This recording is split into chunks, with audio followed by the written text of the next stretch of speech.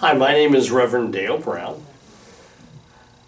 I have been a United Methodist pastor for 37 years.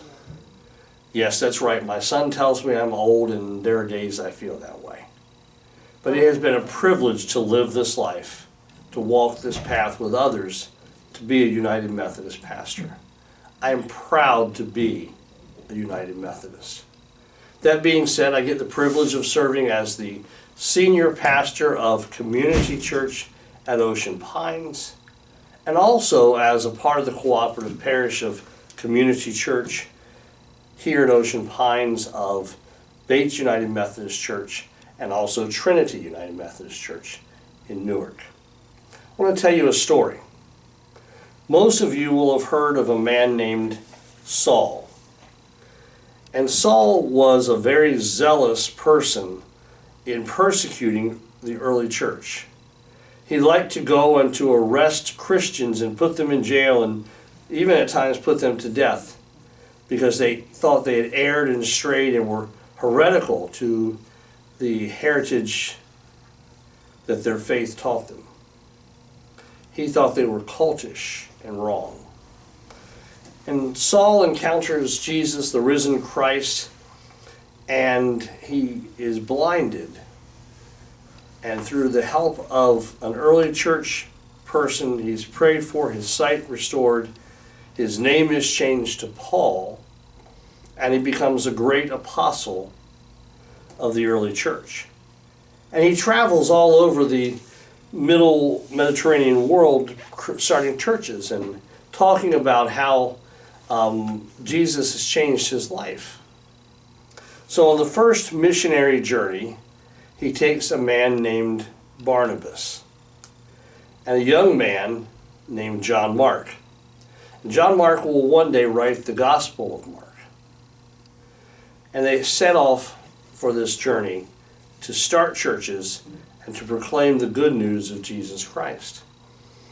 Along the way, it becomes pretty hard. The journey is tough. Being away from home is hard. And John Mark, the youngest of the three, decides he's had enough. He wants to quit. He wants to go home. And so he does. Now Barnabas and Paul continue the journey. And they come back after the journey is over and they tell the early church of all the things that happened and the great, joyous, wonderful things that God had done. And John Mark, I believe, sits and fumes and thinks about how he has failed. So it's time now for the second missionary journey. Paul will take several of these. And Barnabas and Paul plan on going together. And Barnabas says, I want to take John Mark with me. I want to bring him. He deserves a second chance. And the Apostle Paul will have none of that. He is angry and mad. He believes that because John Mark failed one time, that failure will mark his entire life and that he's not worth the trouble of trying to restore or bring back, or he is outside the concern that the Apostle Paul has. You see, Paul is zealous for the mission, for the work of God, for the proclamation of Christ, and he doesn't want anybody, John Mark included, to get in his way.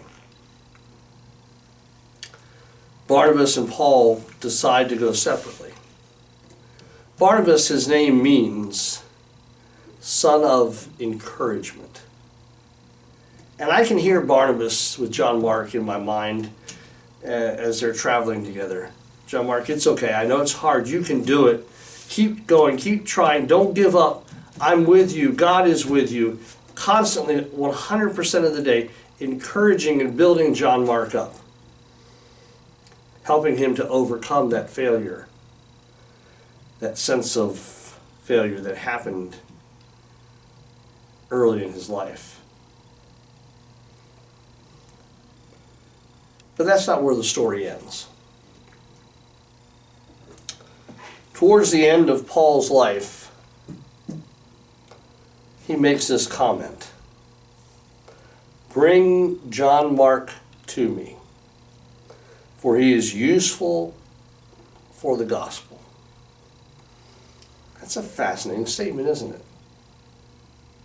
This is the same guy who Paul wanted nothing to do with, who, because he had failed and went home on that first missionary journey, Paul thought he was a lost cause.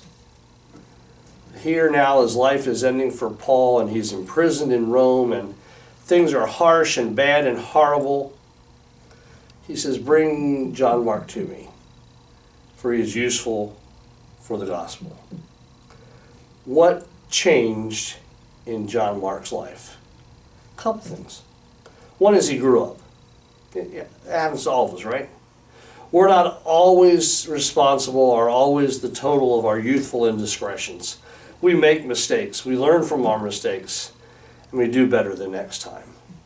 But most importantly, I think the greater impact in John Mark's life was Barnabas, the son of encouragement.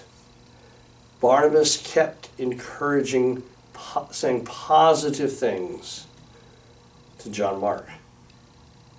And without those words of encouragement, John Mark might have gone to his grave thinking he had failed as Christ. He had failed his church, thinking that he was less than who he really was. And maybe, the Gospel of Mark never would have been written. We don't know what impact the words of encouragement we say can hold. We can choose to make fun of or to be derogatory, but it's so much better to be kind, supportive, encouraging, helpful. I really believe with all my heart that Barnabas saved the ministry and life of John Mark through words of encouragement. So here's the thing. Find someone to encourage. Find ways to always make it your practice to encourage and to help bring the best out in other people. Be a person of encouragement. Be an encourager.